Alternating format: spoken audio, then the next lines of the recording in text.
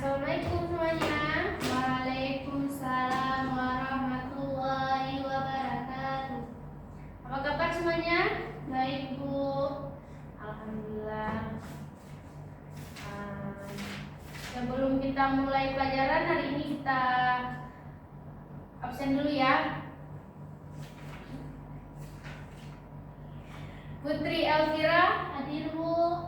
Alisa Kumanda hadir Bu. Oke. Sebelum memulai pelajaran kita baca doa dulu. Bismillahirrahmanirrahim. Rabbi shrahli sadri wa yassirli amri wahlul 'uqdatam min lisani yafqahu qawli. Amin. Sekarang kita belajar tentang hewan kurban, ya. Sebelumnya ada yang tahu apa itu hewan kurban? Hewan kurban itu hewan yang disembelih ya Bu. Ya, betul sekali. Siapa namanya? Putri Bu. Oke, Putri nanti dapat nilai ya.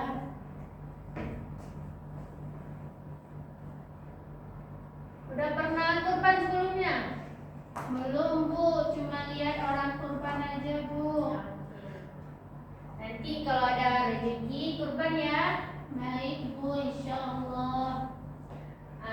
Jadi pengertian kurban, hewan kurban menurut istilah kurban adalah segala sesuatu yang digunakan untuk mendekatkan diri kepada Allah, baik berupa hewan sembelihan maupun yang lainnya. Jadi kurban itu lebih mendekatkan kita kepada Allah. Jadi selanjutnya ada hukum kurban. Ada yang tahu hukum kurban apa? Wajib ya Bu. Oh sunnah Bu, sunnah. Ya betul Putri. Jadi kurban itu hukumnya sunnah. Sunnah itu apa? Sunnah bagi orang yang mampu buat kurban, nggak diwajibkan, ya. Bukan wajib, baik orang itu berada di kampung halamannya atau mungkin dalam perjalanan musafir maupun dalam mengerjakan haji. Jadi kurban ini sunnah ya, bukan wajib. Nah, mengerti semuanya? Mengerti Bu. Selanjutnya ada syarat hewan kurban. Syarat hewan kurban ada berapa Putri? Ada 3. Oke, betul. Coba baca syarat hewan kurban. Yang pertama berupa ternak, yaitu unta, sapi, kambing atau domba. Yang kedua, umur memenuhi syariat, yakni genap berusia setengah tahun untuk domba dan genap berusia setahun untuk kambing. Dan yang ketiga, tidak cacat. Yang dimaksud cacat, tidak buta dan tidak sakit, yang menyebabkan lemah dan tidak bisa berjalan, penyakit kudis yang parah, luka yang dalam, gangguan pencernaan serta fasesnya encer dan lain-lain. Jadi kalau ini kan ada unta, sapi, kambing, domba. Kalau ayam bisa nggak buat kurban? Kurang tahu Bu. Ayam nggak termasuk buat hewan kurban ya. Jadi syarat hewan kurban berupa ternak unta, sapi, kambing atau domba. Jadi Ibu jelasin sekali lagi ya. Yang kedua, umur memenuhi syariat, yakni genap berusia setengah tahun untuk domba dan genap berusia setahun untuk kambing. Yang tiga, tidak cacat. Cacat yang dimaksud adalah buta, sakit yang menyebabkan lemah yang tidak bisa disembelih buat kurban ya, dan tidak bisa berjalan. Penyakit kudis yang parah, luka yang dalam, gangguan pencernaan sehingga fesesnya encer dan lain-lain. Jadi tidak bisa buat dikurbankan ya. Kalau syarat ini tidak memenuhi berarti tidak bisa buat kurban.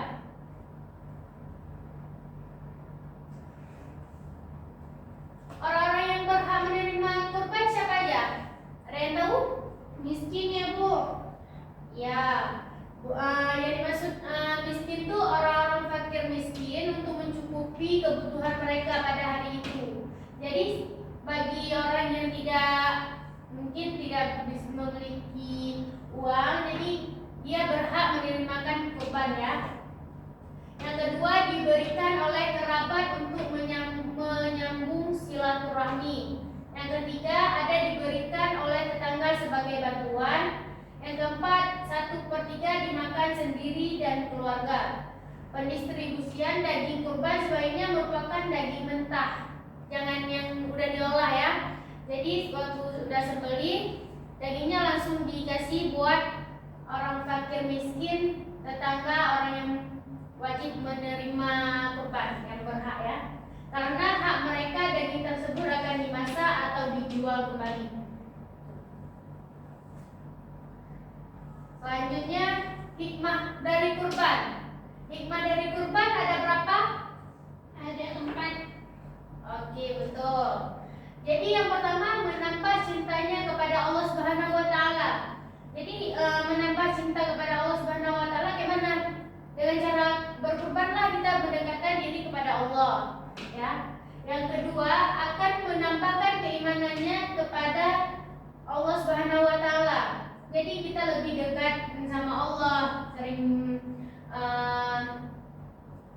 mematuhi perintah Allah dan menjauhi larangannya ya. Dengan kita berkurban. Dengan berkurban berarti seseorang telah bersyukur kepada Allah Subhanahu wa taala atas segala rahmat dan karunia yang telah dilimpahkan pada dirinya. Kalau kita udah mencukupi, udah sanggup untuk berkurban, jadi kita lakukan itu. Jangan dipaksa juga ya. Yang selanjutnya, dengan berkurban berarti seseorang telah berbakti kepada orang lain, di mana tolong menolong, kasih mengasihi dan rasa solidaritas dan toleransi memang dianjurkan oleh agama Islam. Jadi untuk kita sesama ya, membantu sesama tetangga, orang-orang yang seagama sama kita. Sebelumnya ada yang ingin bertanya? Enggak Bu. Oke. Selanjutnya kita nonton video cara berkurban ya. Baik Bu.